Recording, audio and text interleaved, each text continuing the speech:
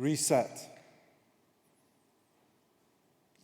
She chafes a flame from the lighter, listens to its gush of butane. This 13-year-old, hunkered down behind the PE hut.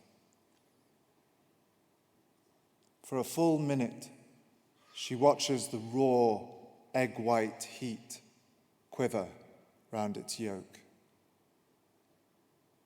Then she unthumbs, and the flame slims out. She tugs back her sleeve on a scar, a small pink socket in her forearm. She holds her breath and plugs in the hot lighter. Her lips clench white, eyes into walnuts, the metal cap fizzing into skin and fat, and this is how she deletes herself. Her mind's blank page, a kind of snowblindness. Then all her muscles go slack. She opens her eyes for what feels like the first time, lets out the breath taken in by someone else.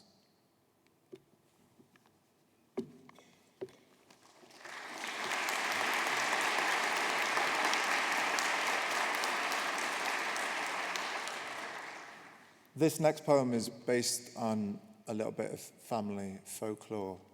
It is the unusual way that my aunt let her partner know that she was pregnant. A set place.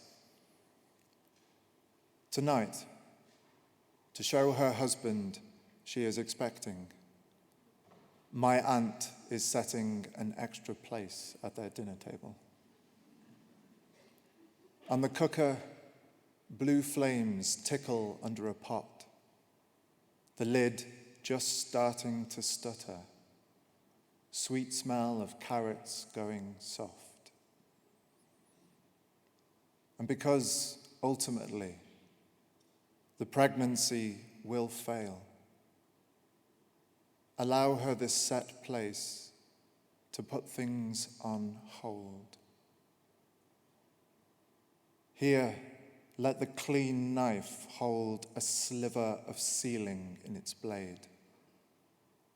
Let all the dining room be trapped in the bubble of the wineglass.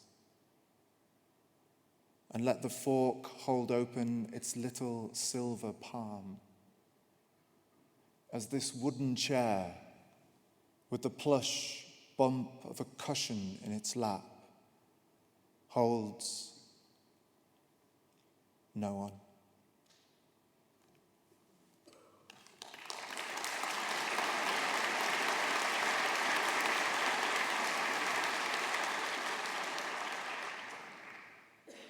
Brood. At 16, I did a day's work on an egg farm, a tin shed the size of a hangar. Inside its oven dark, 2,000 stacked cages, engines of clatter and squawk. My job, to shine a torch through the bars for the dead hens and pack them tight into a bin bag. All the time, my mind chanting, there's only one hen. Just one ruined hen repeated over and over. In this way, I soothed the sight of all that caged battery, their feathers stripped to stems, their patches of scrotum skin, their bodies held in the dead hands of their wings. But what kept me awake that hot night in my box room, as I listened to the brook outside chew on its stones and the fox's human scream, was how those thousand birds had watched me. And really, it was me, repeated over and over, set in the amber of their eyes. Me, the frightened boy in jeans stiff with chicken shit, carrying a bin bag full of small movement.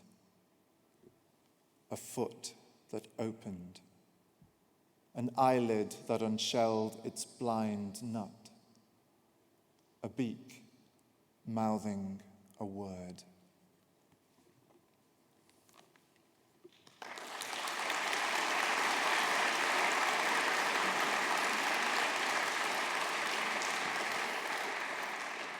I am available for children's parties, by the way, just throwing it out there.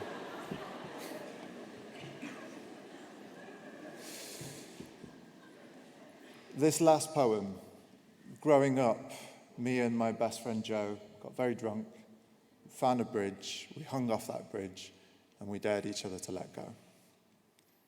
And this is that story. After closing time, for Joe.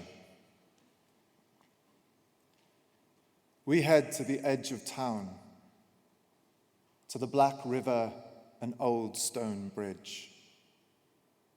Two boys full of vodka, tipping side to side like flames.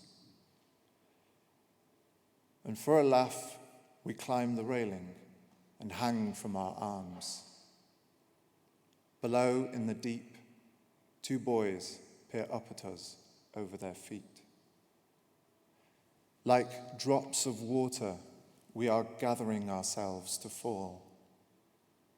One of us says, "You go first." And we echo this back and forth. We are here for a very long time. Years, in fact. I marry, divorce, you skip all that, become a father. We see less and less of each other. Now we are what the world considers men, which is to say, we've learned that falling is inevitable. Yet here we are still, side by side, two boys, way past closing time, holding on until the other lets go.